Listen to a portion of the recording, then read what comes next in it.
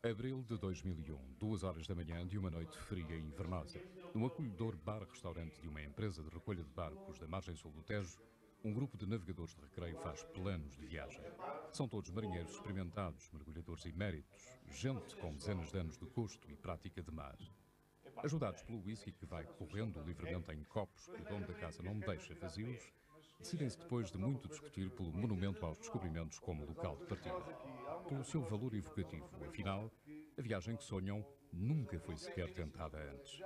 Pretendem ir de Lisboa ao Faial em embarcações pneumáticas semi-rígidas, 1000 milhas no Atlântico sem apoios nem reabastecimento.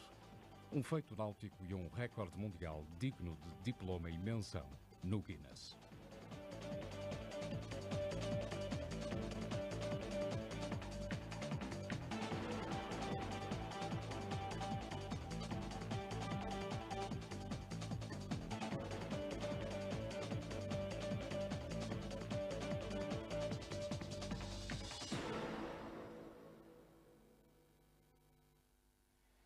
Por esses dias, um dos autores da ideia percorre de cadeira de rodas os corredores do Hospital Ortopédico de Santana, depois de um passeio de moto ter acabado com fraturas múltiplas nos membros inferiores, debaixo do rodado traseiro de um caminhão. Humberto Gonçalves é mecânico de barcos, paraquedista e instrutor de mergulho. 35 anos de gosto pelo risco e um humor contagiante.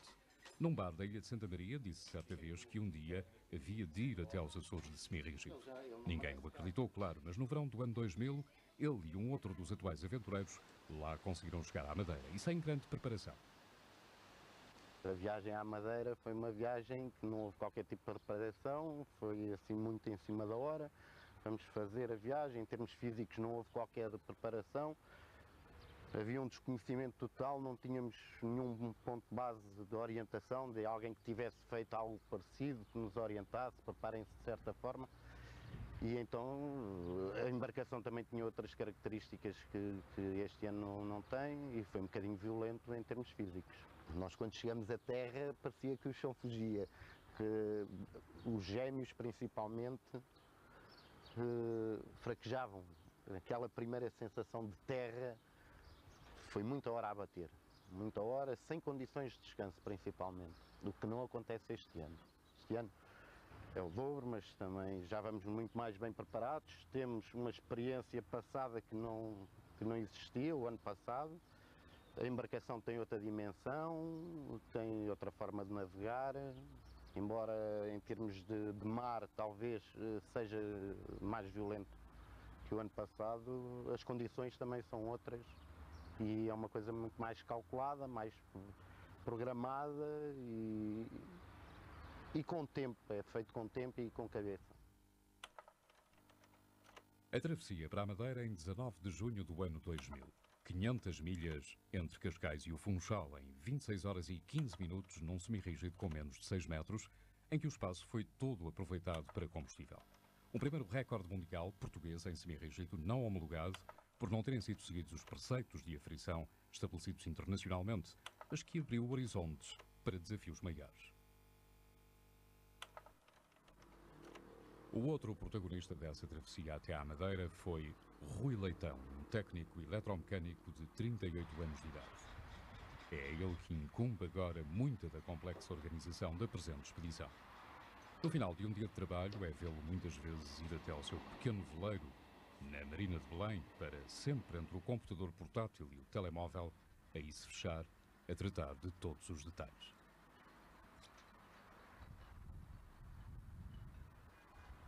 A 3 meses de distância, o ponto de não retorno da viagem estava já calculado e a rota entre as ilhas traçada na carta.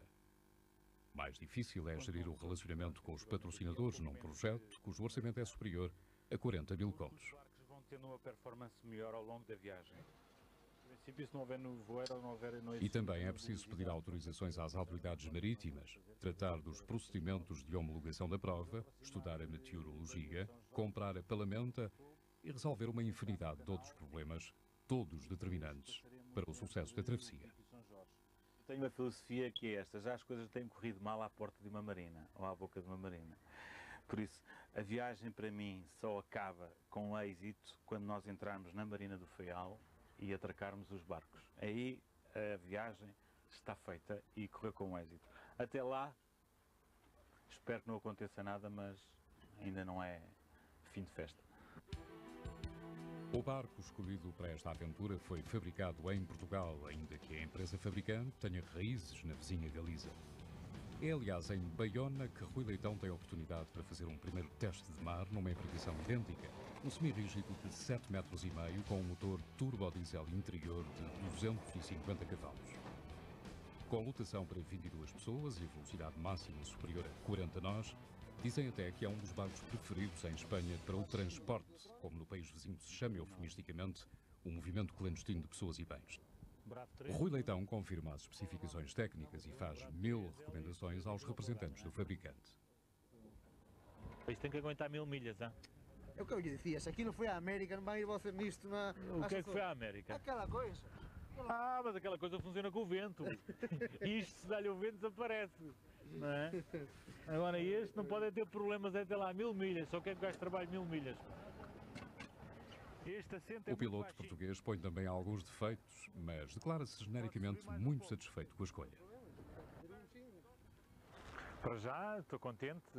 O primeiro contacto que tive com o barco é razoavelmente impressionante. A forma como ele entra na água e essencialmente nas ondas. Nós apanhámos um bocado de mar já, ondas de 1,5 metro, 2 metros, que já é algum mar. E ele entra muito bem dentro da água e a impressão geral é boa, muito boa. A medição periódica do ruído nas casas das máquinas dos barcos que fazem a ligação entre Lisboa e o Barreiro é uma das tarefas a cargo de Carlos Barosa, médico do trabalho do grupo de empresas da CP e um dos pilotos convidados a integrar esta expedição. O ruído é uma das principais causas de doenças profissionais nos navios, embora os problemas de saúde que origina estejam a diminuir com a entrada ao serviço de barcos mais modernos e silenciosos. E Carlos Barosa, que é também um dos raros especialistas portugueses em medicina subaquática, fala com conhecimento de causa dos problemas físicos que ele próprio e os seus colegas podem sofrer em 48 horas de viagem, num semi-rígido. O problema principal que eu penso que pode acontecer tem a ver com a fadiga muscular e com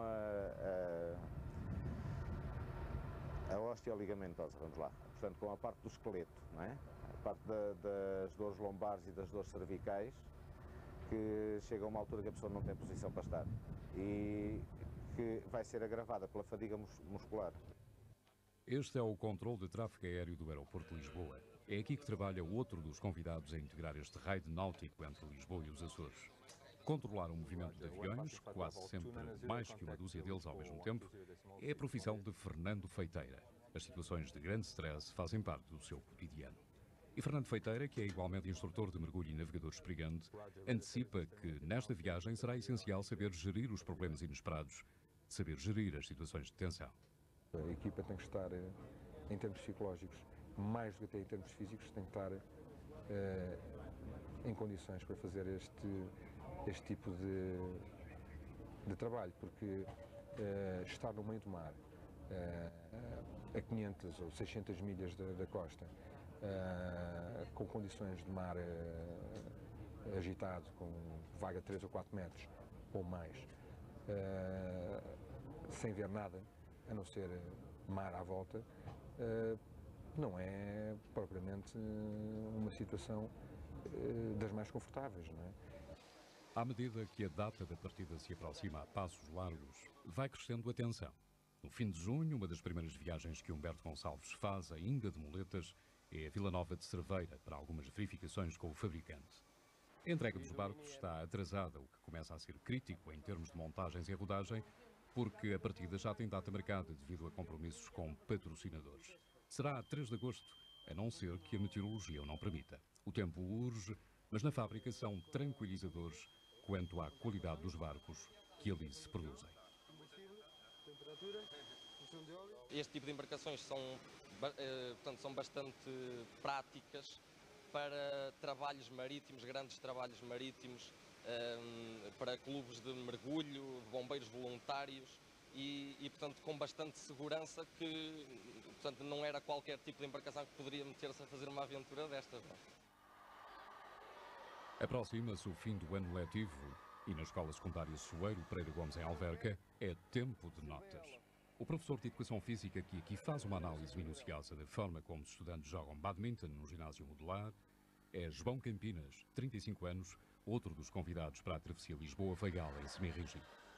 João Campinas também já fez uma análise do risco, eventualmente de vida, que essa aventura implica.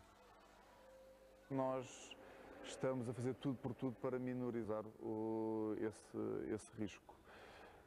Eu penso que a consciência que esse risco existe nos obriga a trabalhar mais e melhor agora na preparação, para que cheguemos lá todos e cheguemos todos bem, não é? É preciso pedalar mais. Enquanto as embarcações não chegam, Humberto Gonçalves prepara o físico no ginásio de um amigo, também ele patrocinador da aventura desde a primeira hora.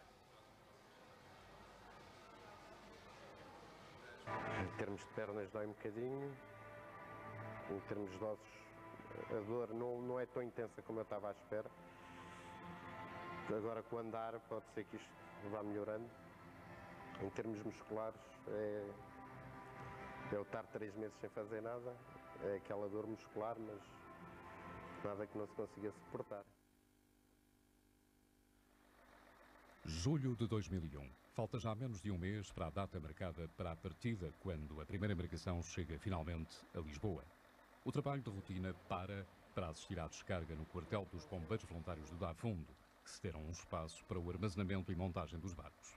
Mas a descarga corre mal e, por pouco, não termina em acidente sério.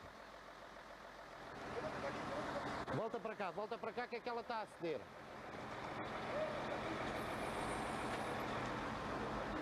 Está a partir? Rápido, desce que ela está a ceder.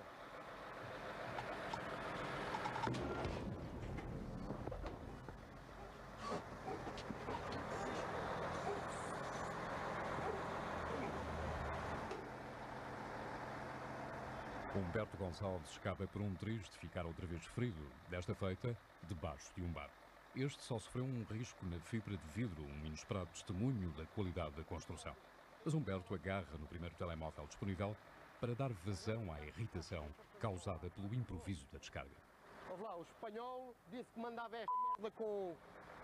Era só preciso a grua, não mandou cintas para isto, não mandou já caiu aqui o barco em cima do outro lado.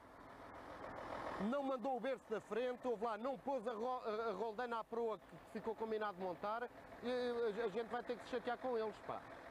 A descarga dos outros barcos faz-se depois sem quaisquer problemas. Inicia-se então no quartel de bombeiros um período de 2 semanas de preparação motonáutica noturna intensiva. Trabalhando até de madrugada, os pilotos preparam o melhor possível as suas embarcações. Um deles é João Moraes, um técnico de informática açoriano que passa boa parte das suas férias a montar equipamentos no barco que o há de levar de volta aos Açores e ao trabalho. Esta noite monta-se um radar, mas ainda falta muita coisa. Com mais uma hora e meia, devo ter a parte elétrica toda ligada, depois fico a aguardar que o Beto chegue para a parte de fusíveis e ligações finais, portanto para a gente tentar ainda hoje, até mais tardar 2, 3 da manhã, ter isto praticamente pronto, este barco. Numa oficina de Corroios, saldam-se, entretanto, os depósitos suplementares de combustível, que hão de ajudar a transportar os 1.500 litros estimados como necessários para a travessia. São 2 por cada barco, em aço inox, e também são precisas muitas horas de trabalho para os ter prontos a tempo. Tem aqui muitas horinhas já feitas e ainda tem muitas horinhas para fazer. Ainda falta as tampas e os tubos para a alimentação e para a saída de combustível. Temos encontrado uma colaboração excelente por parte das empresas que contactamos e um empenho da parte das pessoas realmente fora de série. Concretamente aqui, as pessoas, incluindo o Sr. Luís, que é dono, trabalham aqui até à meia-noite connosco. A empresa fecha e ficamos aqui até à meia-noite, pronto, e evitando fazer barulho para os vizinhos, não é? Fazemos as coisas que não fazem barulho durante a noite e durante o dia as coisas que fazem barulho. Agora é já a véspera da partida. Da Marina de Cascais, para onde os semirrígidos foram entretanto transportados, concluem-se as últimas montagens no último barco. Fixam-se os depósitos de combustível suplementares. Mas as horas vão passando e ainda continua a faltar muito trabalho. Montam-se também as poltronas de avião da classe executiva, cedidas pela Transportadora Aérea Nacional. mesmo velhas e com os forros esburacados, vão, no entender dos pilotos, substituir com outro conforto os bancos originais, não pensados para tão grandes viagens. Como é que têm sido estas últimas noites? Muito duras, muito duras. Nós contávamos nesta altura já estar numa fase mais de descanso, mais de acabamentos, só que infelizmente não, estamos ainda a trabalhar a sério em todos os barcos, estamos exatamente a 10 horas de termos o nosso primeiro compromisso no Peter e a 12, penso eu, de arrancar, e ainda estamos, como podem ver, com o barco varado, a fazer revisões, ainda vamos fazer testes de consumo. E pronto, eu estou a ver que vou dormir outra vez aquelas 5 horitas, 3, 4, como tem acontecido ao longo destas noites. É já na madrugada do dia da partida que Rui Leitão se faz mais uma vez ao mar para confirmar a marcação da rota no sistema de navegação por satélite. Estamos no stress final de marcar os waypoints nas cartas e as rotas. Vamos agora experimentar a ver se isto está tudo certinho. Vamos estar aqui mais algum tempo. Estamos a testar os barcos para amanhã a União Internacional de Motonáutica selar os depósitos e os motores e preparar-nos para a aventura. À Baía de Cascais ainda voltam nessa noite João Campinas e o engenheiro da empresa fornecedora dos motores para confirmar as indicações da fábrica quanto aos consumos. São agora quase 2 da manhã. Tal como no caso dos automóveis, também nem sempre o consumo dos motores marítimos corresponde na prática ao enunciado pelo fabricante. No caso, no entanto, confirmam-se as expectativas depois de algumas contas que o cansaço e o adiantado da hora tornam mais difíceis. Um consumo de 40 litros por hora tornaria a viagem impossível, mas os 32 litros previstos e agora verificados permitem até alguns sonhos de maior velocidade que os 20 nós, também teoricamente estabelecidos. 8, 15 faz com 8 litros. 8 vezes 4, 32. 32 anos. E é preciso ver que estávamos com 4 indivíduos. Isto foi às 3.000 rotações. Então eu irá fazer. 25, 30 nós já será para lá. Agora, com este mar, já é lá. Apetece. Pois apetece, mas lá, mas aí os apetites controla-te, porque senão vais a nada. Já na tarde do dia 3 de agosto, o último brinde com gin e alguns sumos epistêmios num café do Parque das Nações marca o início da viagem. A gente conseguiu deixar as 3 embarcações prontas, eram 6 e qualquer coisa da manhã. Portanto, vamos esquecer 2 noites sem dormir, vamos acrescentar mais uma, passa a 3. Já ali mesmo no Tejo, são feitas as últimas chamadas dos omnipresentes telemóveis, enquanto ainda se improvisam amarrações. Foram também embarcados os víveres. Agora é que parece estar mesmo tudo pronto. Os pilotos despedem-se das famílias e largam amarras. Desde as 11 da manhã, desde toda a manhã. Olha, bate com mais força! Ainda no Tejo haverá mais uma paragem para atestar de combustível, repondo o que foi gasto desde a saída de Cascais e para que um comissário da Federação Internacional de Motonáutica sele os depósitos, garantia de que a travessia se fará sem reabastecimentos. Depois, às 17 horas e 46 minutos, quase 3 horas depois do estabelecido, é finalmente dado o tiro de partida.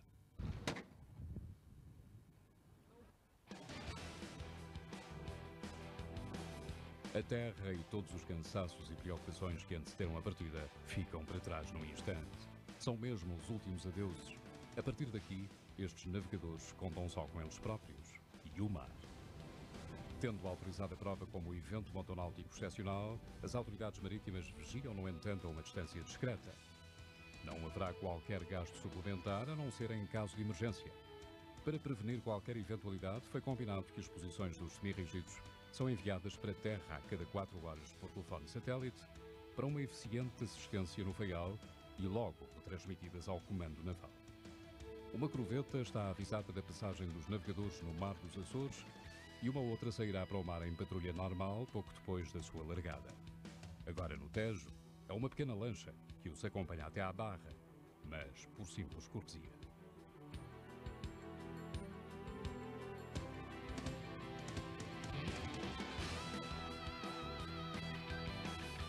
vista do ar, a partida do Tejo é de resto espetacular.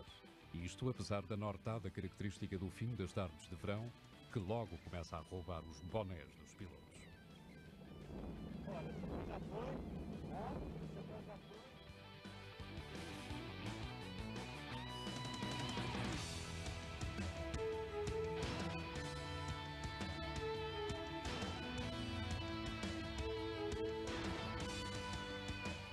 A beleza das imagens aéreas esconde, no entanto, a habitual dureza, a constante pancada, o ininterrupto bater característico dos semi-rígidos. Mal passada a barra, o vento refresca e a espuma que os barcos vão levantando começa a molhar completamente os pilotos. Tem-se o fato de mar, vai-se vestir para ficar todo encharcado. Veste o fato de mar, que eu tenho que vestir para ficar todo encharcado. A linguagem vernácula, nomeadamente a proferida por um Rui Leitão habitualmente educado, dá bem uma ideia das dificuldades sentidas por aquele piloto no início de viagem. A previsão meteorológica em rota é boa, vaga de menos de 1 metro, segundo antecipa o site americano da internet que os navegadores têm como referência. O mar, de facto, não é muito alto, mas apesar disso, ainda com terra à vista já para lá do Cabo Raso, o vento torna-se num moderado já forte, levantando muita espuma. Tivemos muita sorte, sobretudo com as condições meteorológicas. Entendo que é aquilo que eu chamo um tempo de encomenda, não é? Tivemos mar-chão durante a viagem praticamente toda, excetuando a passagem do Cabo Raso e durante as primeiras horas, portanto a primeira noite, por assim dizer, tivemos mar um bocado partido, mar desencontrado, e que criaram um bocadinho de dificuldades na navegação, tivemos muita água, fizemos as primeiras horas da noite, da primeira noite, com todos molhados, literalmente todos molhados, havia muita água dentro das embarcações. Porque as vagas estavam constantemente, batiam e com o vento passavam sempre por cima de nós. Tornou-se um bocado complicado depois à noite, com a vaga, com o sobe e desce, com a água a vir por cima.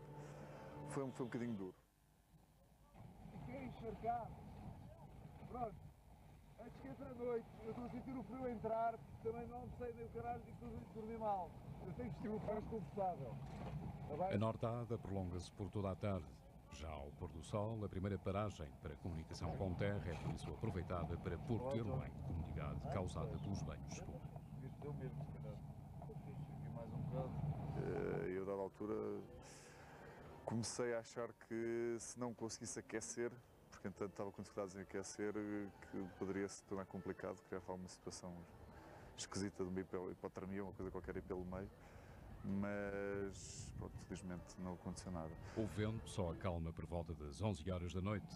A bordo das embarcações vai tudo bem e as posições reportadas a cada 4 horas por telefone satélite dão conta de um bom avanço. Às 4 horas da manhã sucede a primeira de uma longa série negra de avarias.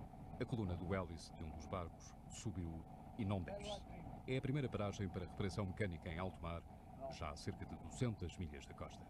Começou com o meu trimo, fiquei sem trimo logo ao princípio da madrugada do primeiro dia.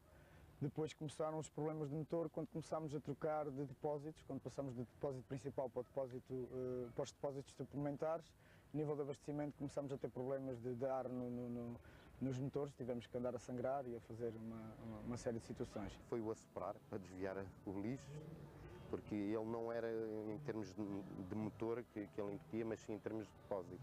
A determinada altura havia qualquer coisa dentro dos depósitos que fechava a saída do gasóleo, o caudal baixava e os motores começavam a perder rendimento. A gente desligava aquilo, soprava e fazíamos mais umas horas boas na aviação. É durante uma dessas paragens do motor, já em pleno dia, com o mar calmo, que João Campinas enjoa com o cheiro omnipresente do gasóleo.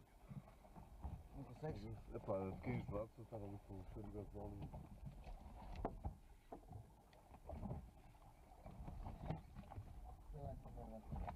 Oh, porque apenas pensa em trabalhar por si.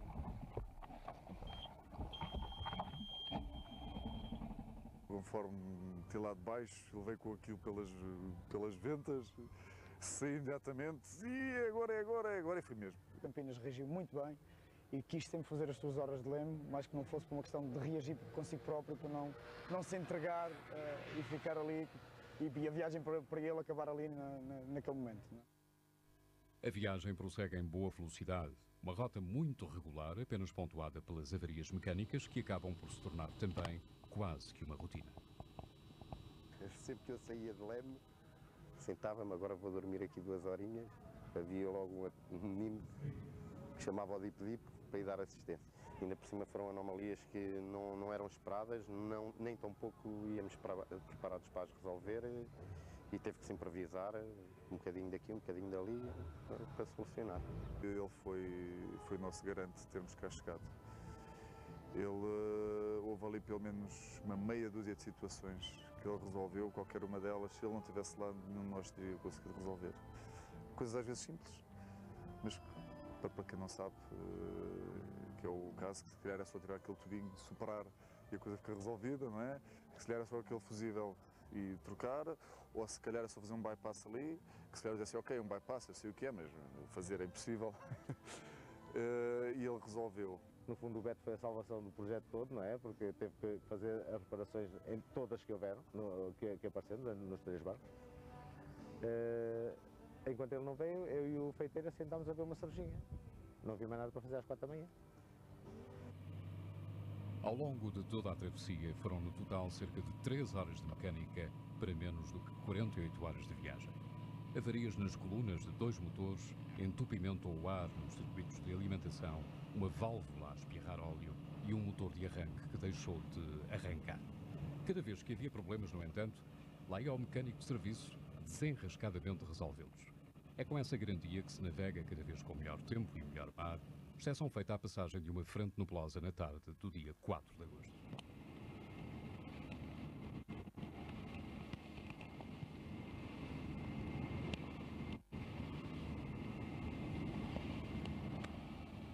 Durante o segundo dia de viagem, o mar está mesmo estanhado, tão parado que até permitiu temperar com toda a calma, com azeite, vinagre, alho e ovo, as sandes de bacalhau incluídas por um patrocinador amigo no farnel da viagem.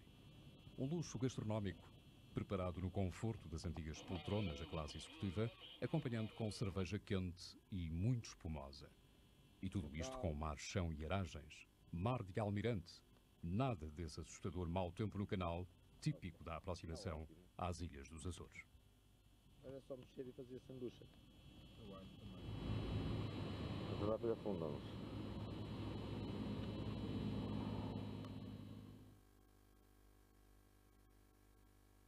Com exatas 46 horas, 55 minutos e 56 segundos de viagem, é a chegada triunfal à Marina da Horta. Uma recepção apoteótica assinala a primeira ligação em semi-rígido, sem apoio nem escala, entre Lisboa e o Faial.